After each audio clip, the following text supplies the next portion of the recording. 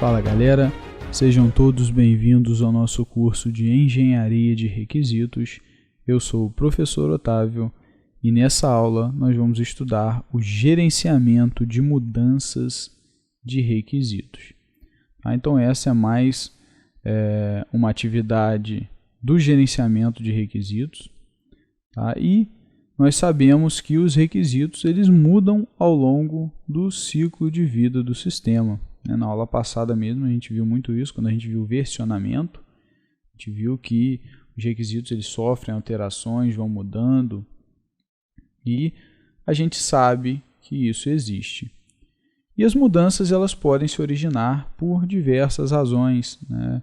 Erros nos requisitos, eu tenho que corrigir, mudo o requisito, requisitos incompletos, então tem que ir lá completar as partes que faltam no requisito, as informações que estão faltando. Mudança no sistema pelo stakeholder. Então, a algum ponto o stakeholder sinaliza, olha cara, aquela funcionalidade já não é mais assim, mudou isso, isso e isso, agora tá se trabalhando dessa maneira e tal. Então, uma mudança que o stakeholder falou que tinha que ter, vai ocasionar aí essa alteração no requisito. Modificações na legislação. Então, modificação na legislação. Mudou uma lei agora que diz que o formato da nota fiscal tem que ser assim. Se o meu sistema está emitindo uma nota fiscal, eu vou ter que me adequar. Então, já não é mais desse jeito. Eu tenho que mudar agora o requisito para o novo formato. Surgimento de novas tecnologias. Então, de repente, para logar no meu sistema, o cara tinha que usar um cartão. Agora, o que está aí no auge é o leitor biométrico, por exemplo. Então, posso ter que mudar o requisito por causa desse surgimento dessa tecnologia. Concorrência adicional no mercado. Então, se a gente vê que as soluções da concorrência começam a estar muito superiores, né, começam a estar com novas funcionalidades, coisa útil, a gente pode ter que mudar o requisito para poder manter aí o padrão, né, manter-se de frente aí com a concorrência. E erro no sistema originado pelo requisito. Então, mesmo que o sistema está completo, implementado, tem um erro que, na verdade, se descobre aquele pior cenário, onde tem um erro lá na frente que foi gerado por causa de um requisito, de repente, mal especificado, ou especificado incorretamente. E aí, nessas situações e muitas outras, né, a gente precisa modificar, né, fazer uma mudança nos requisitos. As mudanças não são necessariamente negativas, gente. Elas podem indicar que os stakeholders estão acompanhando o desenvolvimento do sistema, eles estão corrigindo, validando os requisitos, então eles estão atuando ali junto e naturalmente esse processo gera mudanças. O cara validou o requisito tem que ser corrigido, então vai gerar uma mudança. Então assim, isso vai acontecer naturalmente, isso é natural. Tá? Não é porque mudou que tá acabando o mundo. Não, isso acontece. É normal no processo de desenvolvimento. Quando poucas mudanças, né, acontecem, quando tem muita pouquinha mudança acontecendo, isso pode ser um sinal de baixo interesse dos stakeholders no sistema. Os caras não estão interessados, não estão ligando muito para o sistema, não estão vendo nada, não estão analisando, corrigindo nada, validando nada. E aí não tem quase mudança nenhuma. Então o fato de não ter muita mudança não necessariamente significa que a coisa está legal, está caminhando bem. Tá? Isso não é verdade. Pode ser justamente o contrário. Pode ser que todo mundo não está nem ligando para aquele sistema, está deixando de lado e você está achando que está tudo ok, vai implementar, vai testar tudo certinho. Quando você entregar o sistema, vai ver que está tudo errado, tem muita coisa incorreta, muita coisa não está de acordo. Por quê? Por causa desse baixo interesse. Então, quando houver um número muito ínfimo de mudanças, desconfiem. desconfiem, porque pode ser que os stakeholders não estão atuando ali junto ao projeto, contribuindo. Tá? E no final, isso pode gerar uma surpresa bem desagradável. Só que, por outro lado, quando a quantidade de mudanças é muito grande, desenvolver um sistema que esteja de acordo com todos os stakeholders fica praticamente impossível. Você tem uma grande quantidade de mudanças sempre acontecendo, a toda hora mudando, aí a coisa fica impossível, não tem como você atender. Toda hora muda, uma hora é assim, outra hora é assado, você não consegue manter o projeto. O projeto fica estagnado na fase de requisitos, você não passa da fase de requisito, porque a coisa está toda hora mudando, uma hora é isso, uma hora é aquilo, e o projeto não anda. Se você continuar nesse patamar, de repente você vê que o tempo do projeto, os recursos do projeto já estão acabando e você não fez nada, não saiu da fase de requisitos ainda. Então, o que acontece? Quando essa situação começa a ocorrer, isso pode indicar que alguma coisa está errada. Tá? Então, a gente pode ter implementação errada, elicitação incorreta, levantamento de requisito incorreto, ou alguma coisa inicial foi implementada incorretamente, vai estar sempre tendo que mudar, ou algum outro problema desse gênero. Alguma coisa ali não está legal, porque senão não estaria mudando tanto. Então, por conta de tudo isso, pessoal, por conta de todas essas implicações, essas consequências que as mudanças podem provocar, a gente não pode simplesmente lidar com as mudanças, a moda vai-se embora. Chegou uma mudança, beleza, vamos fazer, vamos implementar essa mudança para resolver o problema. Chegou outra mudança, mas eu estou percebendo que essa mudança, na verdade, desfaz a mudança que eu acabei de fazer, mas vamos implementar. Chega uma nova mudança, vamos implementar. Aí você implementa, quase no final chega uma mudança que muda aquilo tudo. Então, assim, você não consegue implementar todas essas mudanças no requisito, você não consegue alterar todos os requisitos, manter tudo atualizado certinho.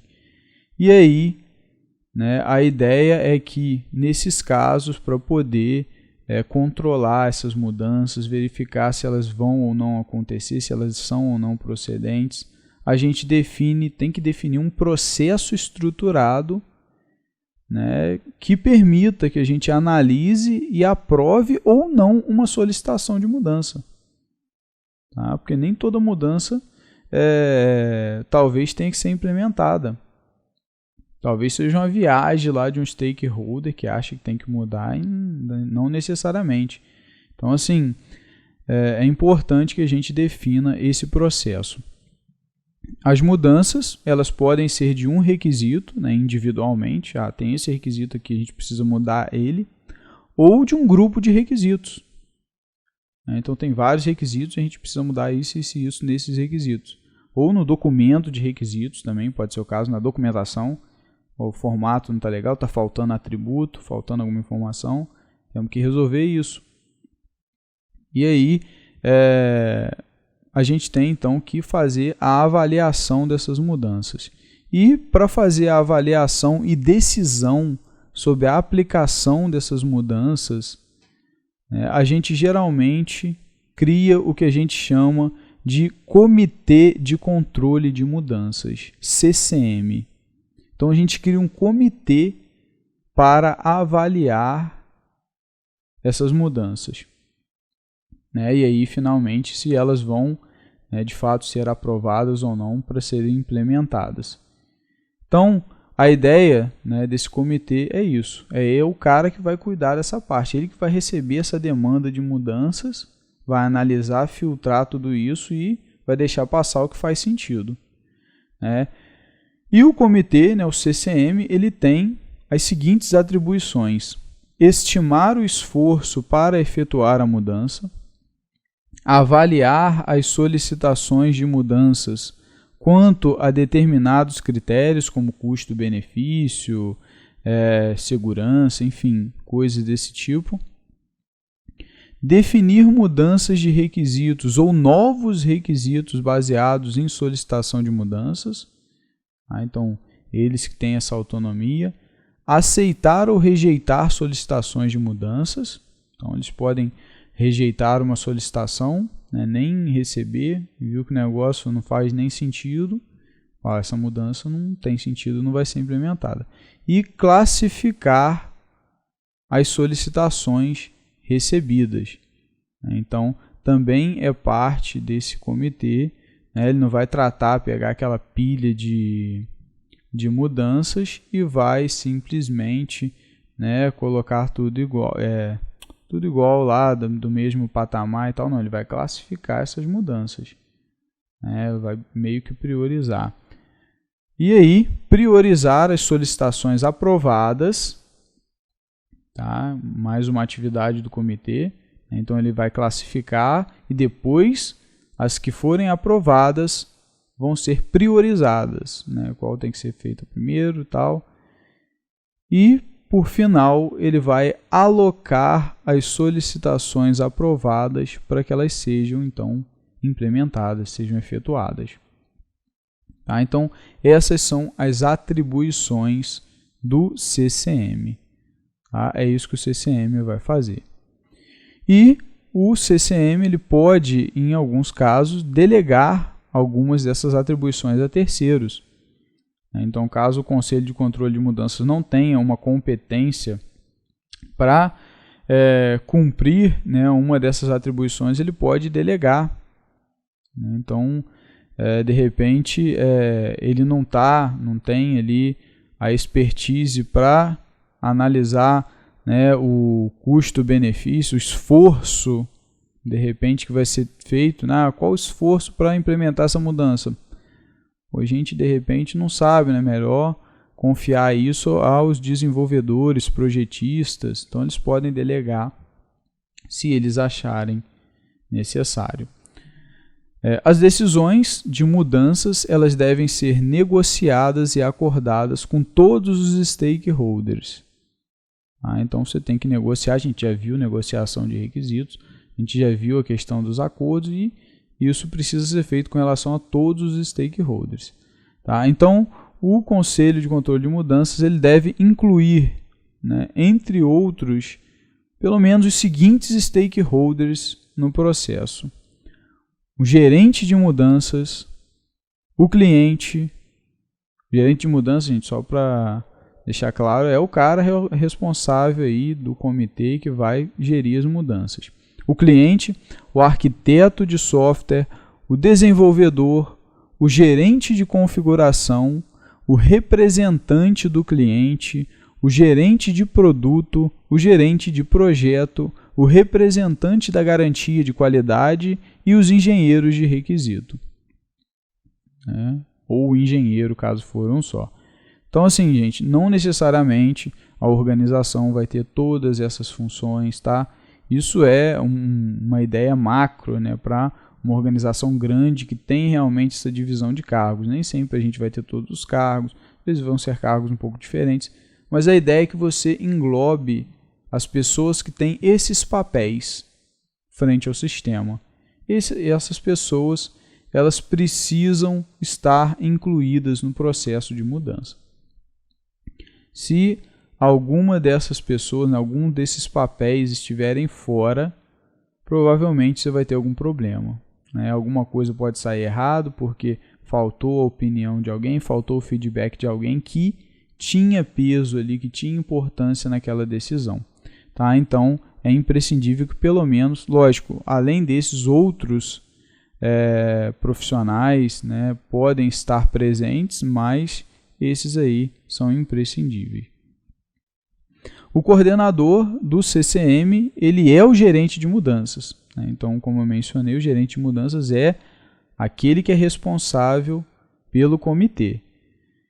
E ele deve atuar como mediador entre as partes para chegar a um consenso, né, de todo mundo sobre as mudanças. E ele também deve cuidar da comunicação e documentação das decisões. Então, o cara é o coordenador, ele que tem que mediar se houver possíveis conflitos, né? Se alguém não concordar com a mudança, o outro achar que tem que ser assim, o outro achar que a mudança tem que ser de outra maneira.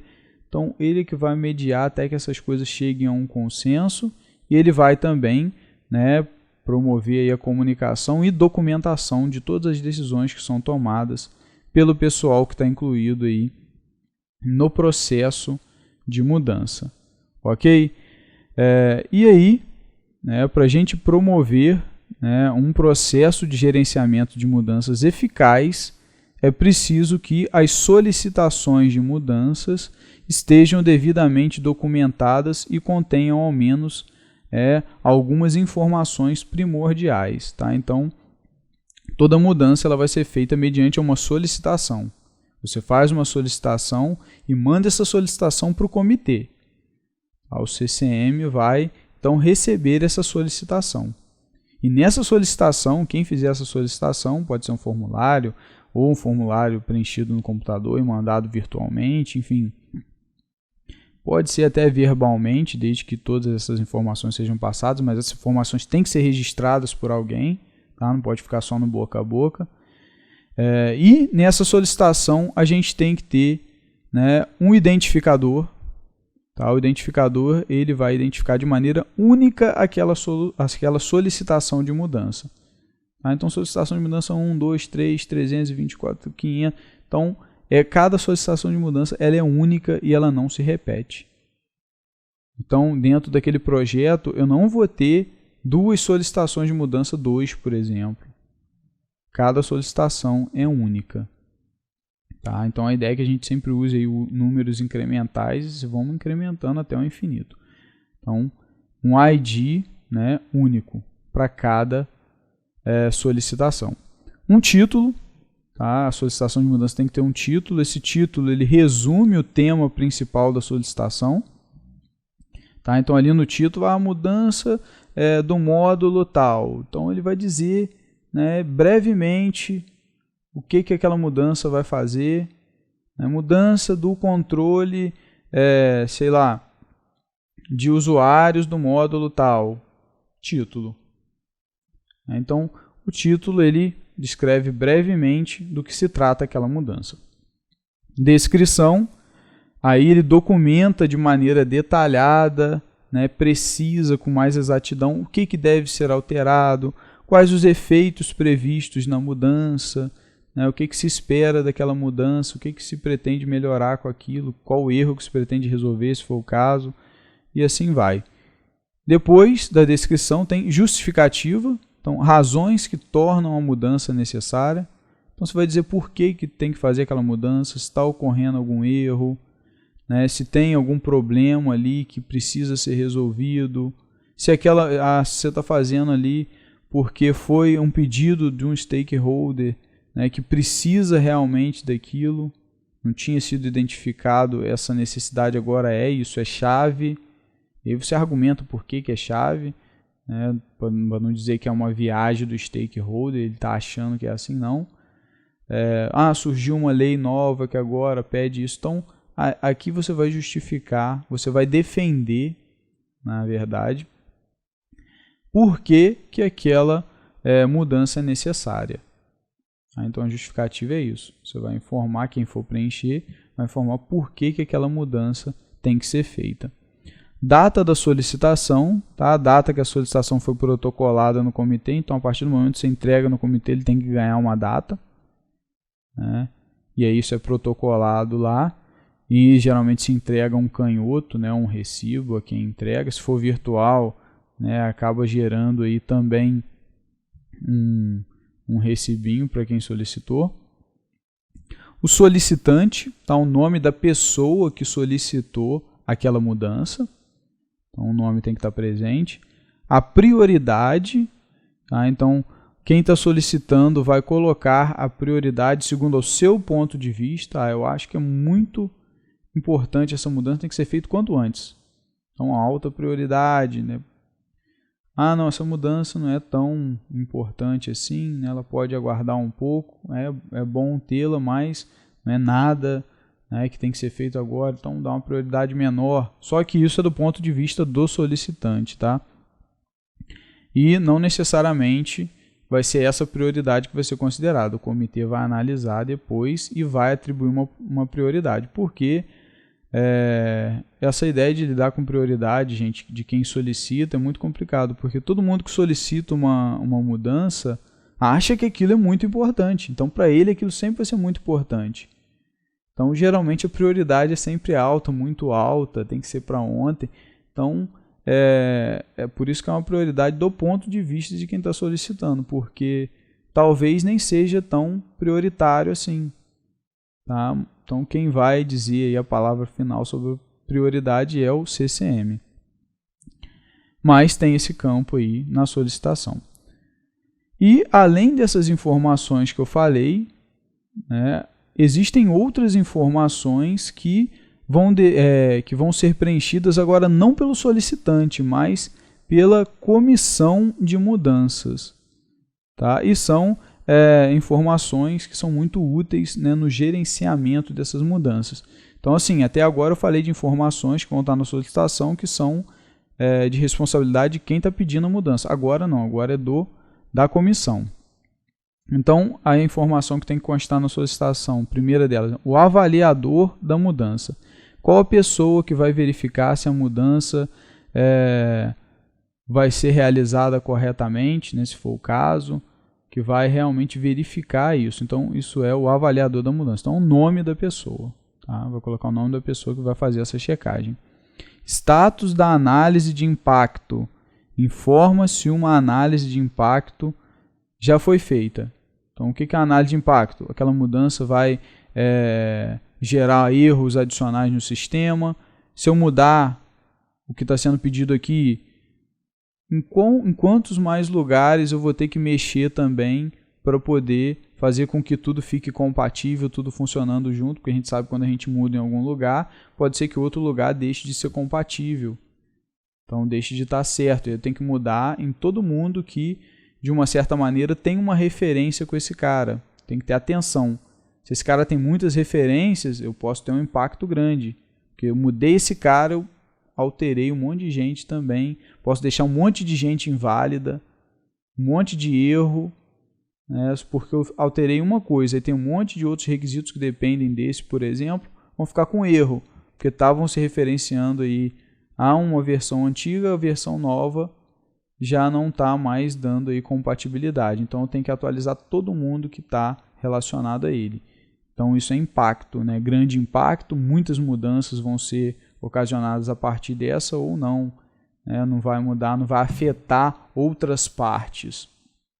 Então isso é análise de impacto. E aí esse campo só vai dizer se a análise foi feita ou se não foi feita. Tá? Então apenas isso que esse campo vai dizer. Status da decisão do Comitê de Controle de Mudanças. Então, esse campo aí ele vai informar se o comitê já tomou uma decisão sobre a solicitação, né, já aprovou, reprovou, ainda não. Então, na verdade, vai dizer se ele já, né, o comitê já analisou, já tomou uma decisão ou não. Prioridade definida pela CCM. Então, agora pelo comitê, pela comissão. Reparem que a gente tinha lá a prioridade do ponto de vista do solicitante e agora a gente tem a prioridade do ponto de vista, né, a prioridade que foi definida realmente pela comissão.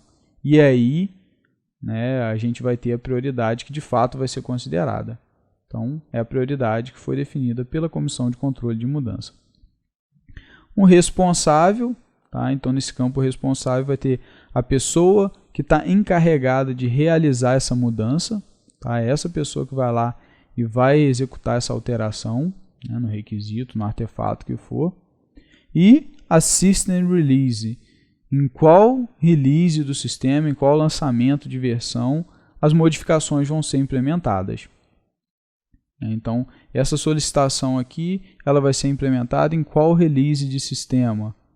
Então, é uma informação importante para saber quando que ela... Você já pode falar, ó, na versão tal do sistema, quando ela for liberada, isso aqui já vai estar funcionando, isso aqui já vai estar alterado, corrigido, né? E aí você sabe onde que essa alteração já vai estar aí implementada, pronta para uso. E uma vez que você tem aí esse processo de solicitação de mudança, o cara solicitou, a solicitação foi protocolada, ela passa por um processo de classificação.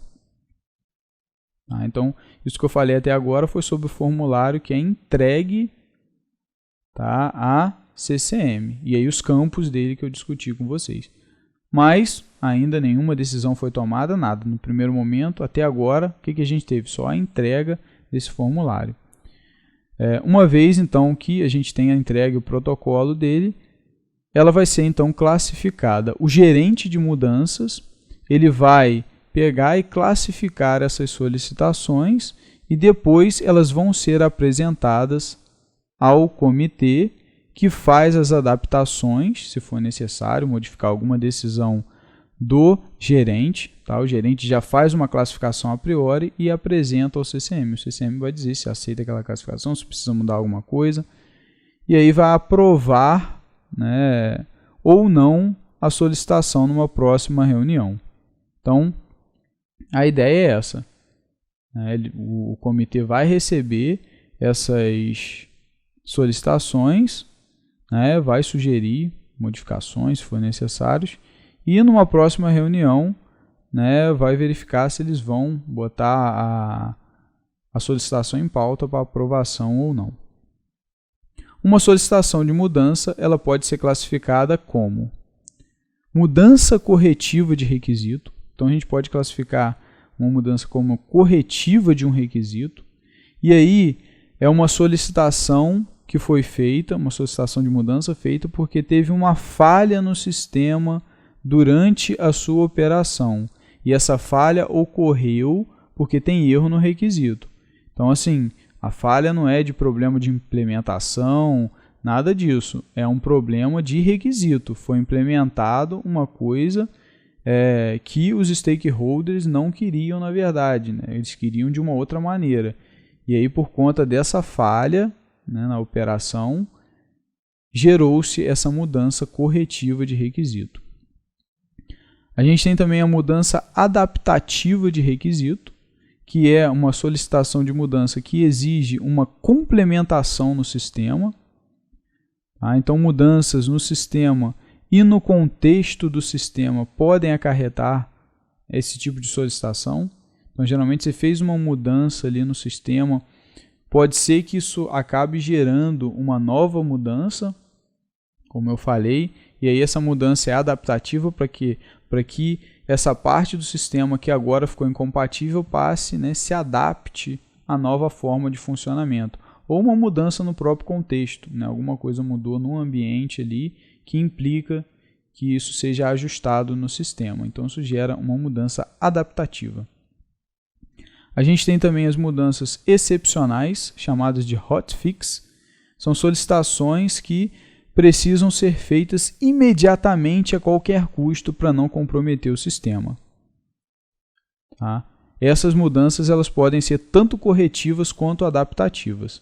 Tá? Então, se você tem uma mudança corretiva adaptativa, que se não for feita imediatamente, a gente vai ter problemas, sei lá, de perda de dados no sistema, o sistema vai ficar inoperante e eu vou perder muito dinheiro, o cliente vai perder muito dinheiro. Então, assim, são mudanças, né? Quando a gente fala de mudanças excepcionais, hotfix, é porque a coisa tem que ser feita rápido.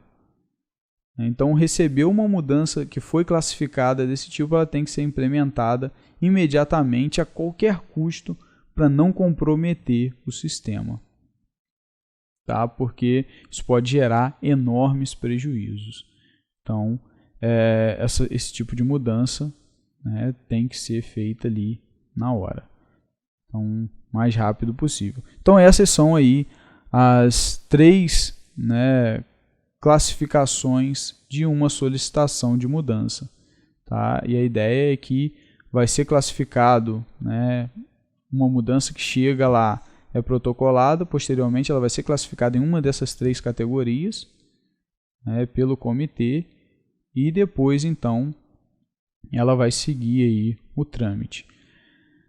O método de processamento das solicitações varia conforme a solicitação, a classificação. Então, conforme a classificação, a gente vai processar a solicitação. Mudanças excepcionais, né, que é aquela que eu falei, a hotfix, elas têm que ser avaliadas, né, julgadas e implementadas imediatamente. Então, chegou uma mudança que está classificada como excepcional, ela é avaliada na hora, né, naquele momento ali o comitê foca nessa mudança e é julgada, né, vai implementar, não vai, e logo em seguida ela é implementada. Então, assim, é um trâmite bem rápido, né? Você não pode demorar para implementar aquela mudança, meses, dias, não. A coisa tem que ser rápida. Mudanças adaptativas, elas são processadas mais tarde, tá? Então, geralmente você junta um lote de mudanças adaptativas e no próximo release você implementa aquelas mudanças. Então você vai pegando mudanças adaptativas, juntando ali, depois você vai analisar, julgar essas mudanças e na próxima versão do software elas vão entrar. Então você não vai ter esse imediatismo de chegar a implementar essas mudanças. Tá? E as mudanças corretivas, elas são avaliadas, julgadas e implementadas sem muita demora, tá? Depois do protocolo de solicitação. Então, assim, é feita a solicitação de mudança adaptativa, mudança corretiva, perdão, e aí aquilo vai passar novamente pelo processo, né, de avaliação, julgamento, se vai ou não ser aprovada, e aí, então, aquelas são implementadas. Só que isso não necessariamente ocorre de imediato, como lá nas mudanças excepcionais. Tá? Isso pode levar aí algum tempo. Vai ser implementada, né, nessa release mesmo. Né? Pode acontecer de sair na próxima release, até pode se a release estiver bem próxima. Tá? Mas se não tiver nessa versão mesmo, essas mudanças corretivas vão ser implementadas. Porque a correção tem alguma coisa errada. Tá? Então isso precisa ser corrigido. Então essas mudanças elas vão ser implementadas nos requisitos, mas não tem esse caráter de urgência. Tá? Então pode levar aí, né, alguns dias, mas não demora muito. Tá? Quando a gente compara principalmente com as mudanças adaptativas, que é aquela história de juntar várias mudanças e tal. Aqui não. Aqui essas mudanças são avaliadas, né, são julgadas, vai implementar, não vai, e depois, né, de alguns dias ali, elas vão então ser implementadas algumas semanas, depende muito, tá, como é que está a dinâmica da equipe, os recursos, mas elas não vão demorar tanto, beleza? Então, mudança excepcional, implementada, já é analisada, julgada, implementada, né, ali logo em seguida, recebeu a solicitação, já passou por esse processo, já vai para a implementação. Mudanças adaptativas, né, elas vão ser deixadas para depois, né, você junta várias mudanças adaptativas, implementa em lote para a próxima versão do software. E as mudanças corretivas, elas são analisadas, julgadas e são implementadas sem demorar muito e geralmente na própria versão, na versão atual. Tá? São correções, né? Mudanças corretivas. Elas são implementadas na própria versão. Ok, pessoal? E eu vou apresentar agora, né, um método básico, né, para o processo de mudanças, né, que a gente tem para as mudanças corretivas e adaptativas, porque a gente sabe que a mudança excepcional ela é bem mais rápida, ela tem aí um tratamento especial. Tá? Então, o esquema que está aparecendo aí, que eu estou mostrando para vocês agora, né, esse diagrama, ele mostra justamente essa ideia, né, do fluxo que essas solicitações de mudança vão tomar. Né? Então, a solicitação chega, né, e aí a gente tem o nosso início do diagrama, né, e ela vai então passar aí pela análise de impacto, que é aquela análise que eu já mencionei com vocês, que vai se analisar né, se alterando aqui vai impactar em muitos outros lugares do sistema que eu vou ter que mexer também, vou ter que consertar, enfim. Então essa análise é feita. Depois pode existir um processo de evolução da mudança, né, então essa mudança ela pode sofrer aí um acréscimo de dados, um estudo, uma análise, né, para se entender melhor que mudança é essa, o que vai ser modificado, caso a solicitação não esteja bem completa, então isso pode acontecer, né, há essa evolução. E aí, essa mudança então é submetida ao comitê. E aí o comitê vai analisar essas mudanças e vai então aprová-las ou não. Caso o comitê aprove, né, então ele vai priorizar a mudança, né, então ele vai dar essa mudança, dentre todas as outras que estão para ser feitas, ela é a mais importante ou não, ela está no segundo lugar. Então vai fazer aquele processo de priorização parecido com o que a gente viu nos requisitos, só que não, lógico, não tão sistemático, não tão cheio de regras, mas vai existir um processo de priorização, tá? E essa priorização, ela vai, né, ter o objetivo de propiciar que as mudanças mais importantes sejam feitas primeiro. Então essa é a ideia. Então prioriza, né, a mudança, depois atribui a mudança para um projeto de mudança. Então cria-se um projeto, né, na verdade, formalmente o que é isso? É criar ali um projetinho que vai objetivar corrigir, né, ou adaptar ou inserir dados, enfim, vai criar-se de fato ali um projeto que vai cuidar daquelas modificações, que vai realizar aquelas modificações. Tá? Então, assim, é isso que é feito em um processo onde a mudança é aprovada. Tá? Você prioriza ela e manda ela para ser feita. Então, na verdade, esse projeto aí nada mais é do que isso. Você está mandando a mudança para ser feita. E aí ela vai ser feita, vai ser implementada e está finalizado, né, o processo. Né? Você pode fazer uma comunicação indicando que a mudança foi realmente implementada, né, e ok. Caso for uma mudança aditiva, você pode comunicar, né, que vai sair no release e tal, tem como isso também. E a gente tem a situação onde a mudança é rejeitada. Né, o comitê não aprova, essa mudança não faz sentido, né, nós implementarmos ela. Então, a gente não vai fazer, não vai implementar. Então, rejeita a mudança e aí, né, a comunicação da rejeição, né, você comunica ao solicitante, assim como você comunicou no caso que a mudança foi implementada, que você vai comunicar ao solicitante que a mudança não será implementada, foi reprovada pelo comitê e o comitê provavelmente vai dar nessa comunicação as suas justificativas, né, de por que essa mudança não foi aceita, por que ela não foi implementada, por que ela não fazia sentido. Então ele deve escrever ali a justificativa para informar o solicitante o porquê daquela mudança. É importante ter isso, tá, galera? Porque o cara vai querer saber por que a solicitação dele não foi atendida. Então é importante que nós, né, na hora de, se estivermos aí, né, frente, né, como gerente de mudanças, algo do tipo, a gente precisa sinalizar, não foi aceito por isso, por esse motivo. E aí, né, o processo também de solicitação de mudanças está encerrado. Ok, galera? Então, para mudanças corretivas e adaptativas, a gente usa, né, geralmente aí, esse fluxo aí para poder, né, verificar. Então, novamente, só para deixar bem claro cada uma dessas partes, né, na análise de impacto, o que a gente faz? A gente estima o esforço necessário para fazer a mudança. Então, para isso, todos os requisitos recentes, os afetados pela mudança, então a gente vai avaliar isso tudo.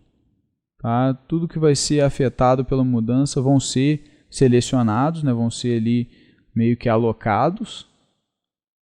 E aí, os artefatos posteriores de desenvolvimento vão ser identificados. Então, aquela mudança ali veio. A mudança, a gente não especifica a mudança no requisito tal. Não, o cara fala o que ele quer mudar. E aí você que tem que identificar quais os requisitos que vão sofrer alteração, né? E aí depois que você identifica os requisitos, você vai identificar, né, os componentes posteriores, né, que são aí os módulos de software que já estão prontos, casos de testes, componentes de software, enfim, tudo isso. Ou seja, você faz uma relação de tudo que vai precisar ser alterado para aquela mudança acontecer. Então você vai ter que alterar documento para deixar certinho, vai ter que alterar, sei lá, matriz de rastreabilidade, vai ter que alterar o código-fonte nesse aqui módulo, vai ter que alterar o caso de teste e tal. Você faz essa relação de tudo que vai precisar ser alterado. Tá? E isso é um impacto. Então você faz essa análise de impacto para ver tudo que vai ser alterado, todo o esforço que você vai ter que ter. É por isso que eu falei anteriormente, tudo, isso aqui vai mexer com tal. Então mexe com bastante coisa, mexe com requisito, mexe com caso de teste, mexe com código-fonte, mexe com documento, e aí tudo isso a gente tem que verificar o que vai precisar para a gente saber o esforço que vai ter que ser feito, né, para poder fazer essa mudança. E aí sim a gente calcula o esforço para fazer a mudança em cada artefato desse, requisito, no caso de teste, no módulo, e no final a gente faz uma soma de todos os esforços, né, a gente pode atribuir numericamente, com uma nota, enfim, e a gente faz a soma e determina o esforço total que vai ser feito para implementar essa mudança por completo. Beleza? A integração das mudanças, né, não influencia significativamente, tá? Então na hora de você integrar as mudanças, né, isso não tem aí tanta influência. A parcela mais significativa ela está sendo gerada pela adaptação nos artefatos posteriores. Tá? Então é justamente no módulo de software, é justamente no caso de teste, é ali que o esforço vai ser maior, tá? Ali que o problema, né, de você refazer, corrigir, alterar é maior, e a gente sabe disso, então aí está a importância. E já no início do projeto não, nos requisitos e tal, as mudanças não são assim tão custosas, né? Embora tenha seu custo, manter a matriz e tal, mas sem dúvida nenhuma nos artefatos posteriores essa parcela é bem maior. Tá? A identificação dos requisitos e artefatos que vão ser afetados por uma mudança, ela pode ser automatizada ou apoiada pelas informações de rastreabilidade. Então aí que está a importância da rastreabilidade, galera. Esse requisito aqui vai ser alterado. Se eu tenho ali um grafo de rastreabilidade, uma matriz de rastreabilidade, por exemplo, eu consigo saber quem está ligado a ele. Então eu já olho, esse requisito aqui tem uma conexão com esse, tem uma conexão com esse também. Esse outro artefato está conectado com esse requisito, então eu sei exatamente com quem ele está conectado. E aí eu vou, né, logicamente, ter esse cuidado. Falar, não, então esse cara que estão conectados com ele, a gente tem que ter um cuidado maior. Esses caras podem ter que ser alterados também, podem sofrer alterações. Então, essa é a ideia. Eu vou precisar alterar um requisito. Esse requisito ele é realizado por qual componente de software? Por esse aqui, então vou ter que alterar esse componente também. E assim, agora vai surgir uma nova fonte de dados, de repente, agora a gente tem essa fonte que fez a alteração nesse requisito, então é mais um artefato que é ali alterado. Essa fonte passa a ter uma relação com esse requisito. Então, com a rastreabilidade, você sabe exatamente o que está conectado com o que gera o que depende de que, e aí você consegue, né, muito mais facilidade na hora de identificar, né, os requisitos e artefatos que vão ser feitos caso uma mudança ocorra. Então, a rastreabilidade nesse ponto é chave. Tá? E aí, caso, né, as informações de rastreabilidade sejam insuficientes ou não existam, aí tem que consultar os stakeholders para avaliar as consequências. Então, percebam, gente, que se você tem a rastreabilidade feita, você só bate ali, vê suas informações de rastreabilidade, olha o grafo, a tabela, esse aqui está conectado com o que, eu sei que eu tenho que então alterar esse aqui, né, esse requisito gera esse módulo de software, então se eu alterei esse requisito, eu tenho que alterar esse cara também. Esse cara que originou o requisito, então se o requisito mudou, pode ter um outro cara que está agora originando ele também, ou esse cara deixou de originar. Então eu sei exatamente, está tudo mapeado ali. Agora, quando eu não tenho, aí vem a história, eu vou ter que me reunir com os stakeholders, vamos ter que sentar, ver em que ele vai mudar, ver com os programadores o que isso vai mudar, olha o tempo que isso leva. Ver com os projetistas se vai mudar alguma coisa nos padrões de projeto, ver com o arquiteto, ver se vai mudar a arquitetura do software. Então, assim, ter uma rastreabilidade boa faz toda a diferença na hora de gerenciar mudanças em requisitos. Ok? E aí, terminada essa análise de impacto, né, o comitê vai avaliar a solicitação. Tá? E aí, para isso, o custo-benefício, lembra que na análise de impacto a gente já calculou o esforço, então agora o custo-benefício ele vai ser analisado com relação aos recursos que você tem disponível. Pode ser que você não tenha recursos suficientes para implementar, né, aquela mudança, então tudo isso é levado em consideração, pessoal que você tem disponível para fazer essa mudança, se você tem pessoal disponível, se não tem, se você tem orçamento no projeto para fazer aquilo. Então, isso tudo a comissão vai avaliar, né? O comitê ele vai fazer essa avaliação. E um exemplo, né? A mudança ela pode evitar a perda de prestígio, melhorar a posição no mercado ou evitar penas contratuais.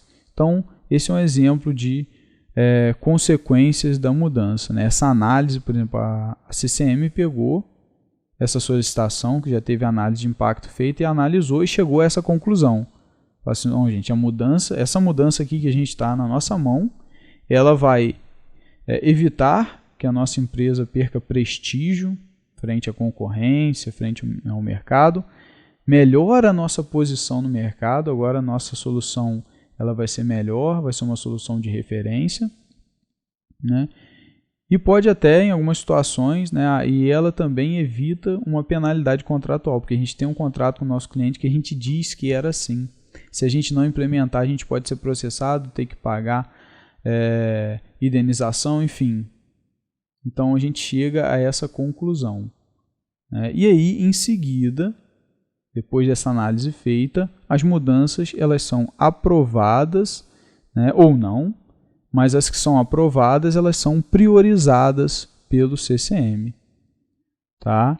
Então, a ideia é que saiu desse ponto, fez a análise, por exemplo, nesse caso que eu citei para vocês, é lógico que a mudança vai ter que ser implementada.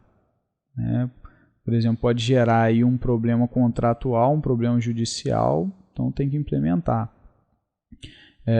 Agora, vai aumentar o prestígio, né? Vai evitar a perda de prestígio da empresa, vai melhorar a posição no mercado. Então, são situações que, de repente, são muito interessantes, mas se eu tiver recursos para fazer isso, de repente eu não tenho jeito mesmo, vou ter que aceitar essas consequências. Então, assim, depende muito do caso, dos recursos que eu tenho disponíveis, enfim. A ideia é que sempre uma mudança que tenha isso, né, se ela vai evitar a perda de prestígio, se ela vai melhorar a posição no mercado, se ela vai evitar problemas, ela tem que ser feita. Mas nem sempre a gente está num mundo maravilhoso, né? Às vezes a gente acaba tendo que arcar com certas consequências por causa de limitações, né, financeiras, de pessoal, enfim, tem essas coisas.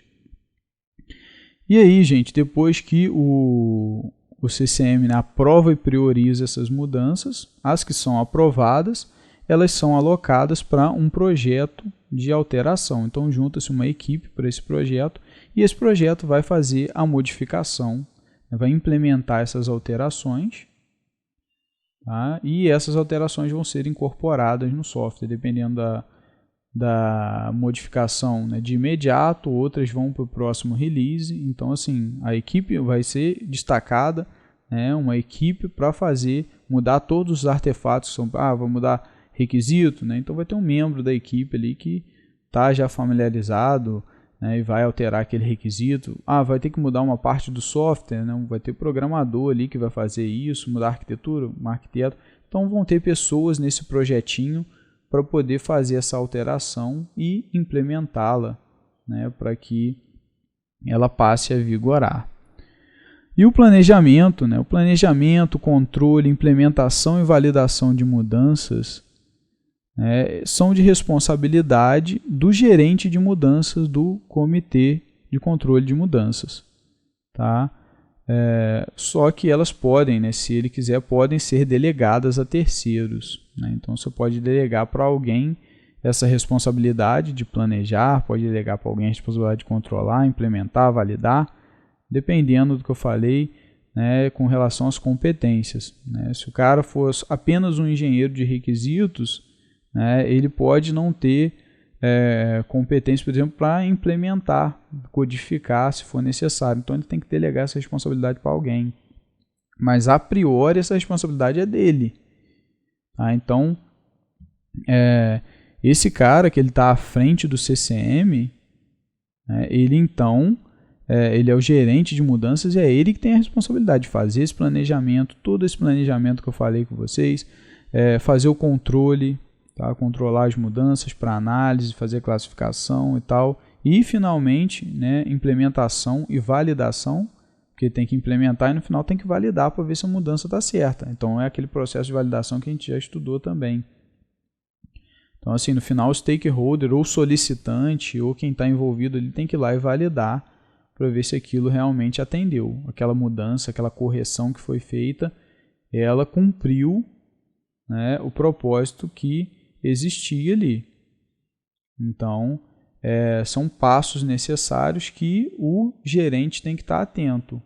Então, ou ele vai executar esses passos, né, que na maioria das vezes ele não vai executar tudo isso, ele é o responsável, né, então ele é o responsável por todos eles, mas ele pode delegar responsabilidade. Né, vou eleger um desenvolvedor para cuidar da parte de implementação dessas mudanças aqui. Já na mudança de requisito, vou deixar com um engenheiro de requisitos. Então, assim, é ele que é o responsável, ele pode delegar tarefas, mas a responsabilidade é dele. Acontecendo algum problema, né, com relação a esses passos, né, lógico, o desenvolvedor implementou errado, lógico que a culpa não é, né, do gerente de mudanças, mas se teve algum erro no planejamento, alguma mudança que às vezes era para ter sido aceita, não foi rejeitada, às vezes por preguiça, alguma coisa assim, quem vai responder por isso é o gerente de mudanças. Né? Então é o dele que está na reta nesse sentido. Tá? Então, mas se ele delegou, no caso do desenvolvimento, delegou para o programador, então é o programador que vai responder aquilo. Mas essa é a responsabilidade. Ok, pessoal? E a nossa aula fica por aqui. Eu espero que vocês tenham entendido todos os conceitos que a gente abordou sobre gerenciamento de mudanças nessa aula. Espero que vocês tenham entendido a importância desse processo, né, que não é toda e qualquer mudança que a gente vai sair aceitando, a gente tem que ter critério, né, a gente tem todo um processo sistemático, né, para poder receber essas mudanças, analisar essas mudanças, aprovar ou não e implementar. Tá? E dependendo da mudança a gente implementa na hora, tem que ser feito ali, né, mais às pressas, né, não pode demorar ali muito, né, em 1, 2 dias aquilo já tem que estar pronto, outras não, podem demorar um pouco mais, outras só vão ser lançadas mais à frente junto com um monte de outras. Então entender tudo isso é muito importante, tá? Para que amanhã ou depois, se você precisar gerenciar, né, um projeto de software e você ficar realmente responsável por gerenciar essas mudanças, né, na parte de mudanças, você sabe como fazer, você sabe o caminho que você tem para seguir e você com certeza vai tirar de letra. Um grande abraço a todos e até a próxima.